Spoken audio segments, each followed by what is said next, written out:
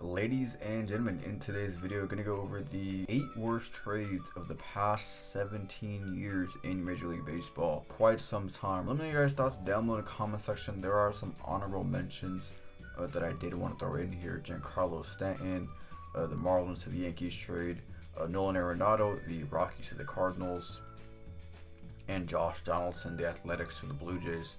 Those guys just missed the cuts, but I got 8 tier of the worst trades of the past number of years. So without further ado, leading things off at number 8, we have Adolis Garcia of the now Texas Rangers.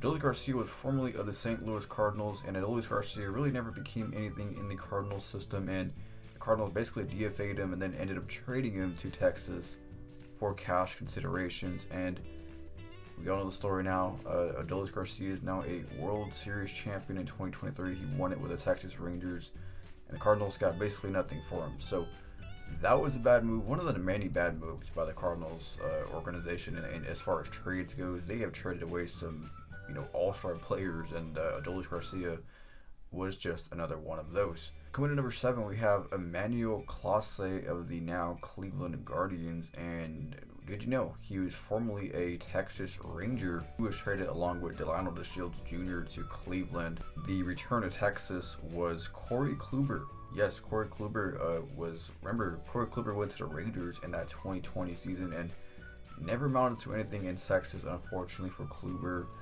and cash considerations was also part of the deal. So Clase now is arguably the best closer in baseball, was like on a dominant streak last year. One of the all-time saves leaders for the Cleveland Guardians. To me, this trade is one of the worst trades for the Rangers. I know they ended up winning World Series a few years later. Kluber had nothing to do with it, but imagine if that Clase. I should mention the Clase trade was in 2020, and the Adolis Garcia trade was also in 2020. Number 6 here, this team did mention a couple times in a row. Max Fried goes over to Atlanta along with Jace Peterson, Dustin Peterson, Mallex Smith. He goes to Atlanta.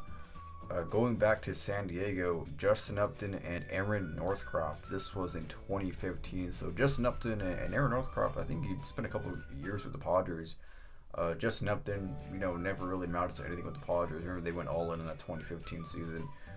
They came up short, but Max Fried gets traded from the Padres, young prospect at the time, and he goes over to Atlanta, and years later ends up winning World Series, kind of becoming the ace of that staff, if you will. One of the underrated pitchers in baseball when he is healthy. I can say that for a couple guys in MLB as far as pitchers go, but Max Fried, of course, now a New York Yankee, just got a long-term deal, $200 million. So yeah, he's done pretty well for himself, and Max Fried was probably property of the San Diego Padres. Number 5 of the same team here, Dansby Swanson gets traded to the Atlanta Braves, along with Ender Inciarte, Aaron Blair. Going to Arizona was Shelby Miller. Shelby Miller at the time was one of the highly touted prospects. Of course, Swanson, I believe, was the number 1 pick for the Diamondbacks, and yet they build on Swanson. He goes to Atlanta. Shelby Miller goes back to Arizona, along with Gabe Spear.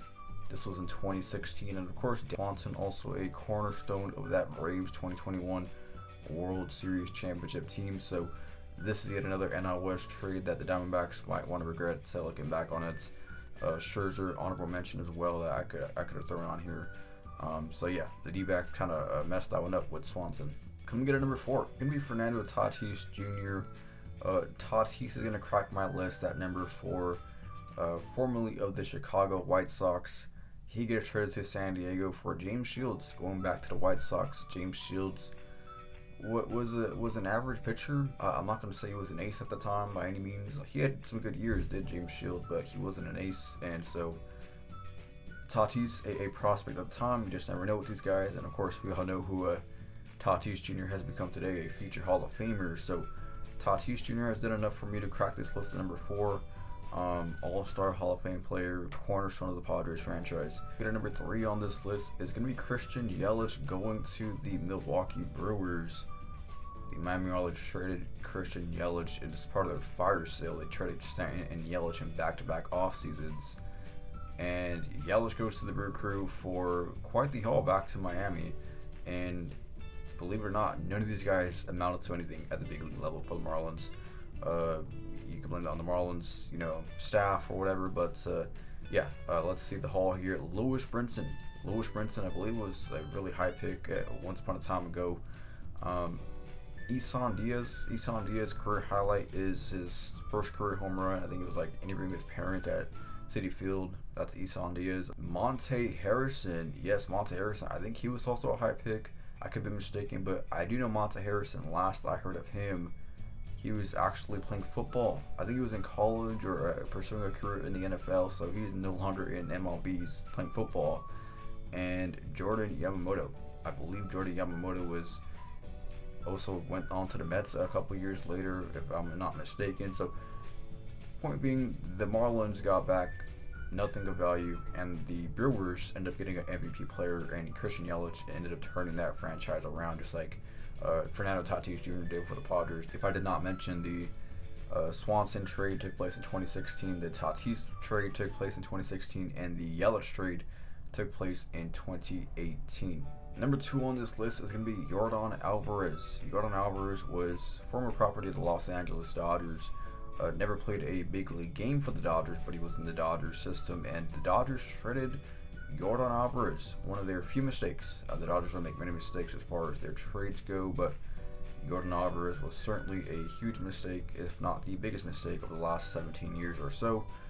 Yordon Alvarez gets traded to the Houston Astros for Josh Fields. This was in 2016. Of course, Josh Fields is part of the Dodger bullpen in the World Series against the Houston Astros, and Josh Fields was not very good in that World Series and kind of ended up fighting us in the end, right? So, Yordon Alvarez, of course, didn't partake in that 2017 World Series, but partakes in quite a few World Series after that for the Astros.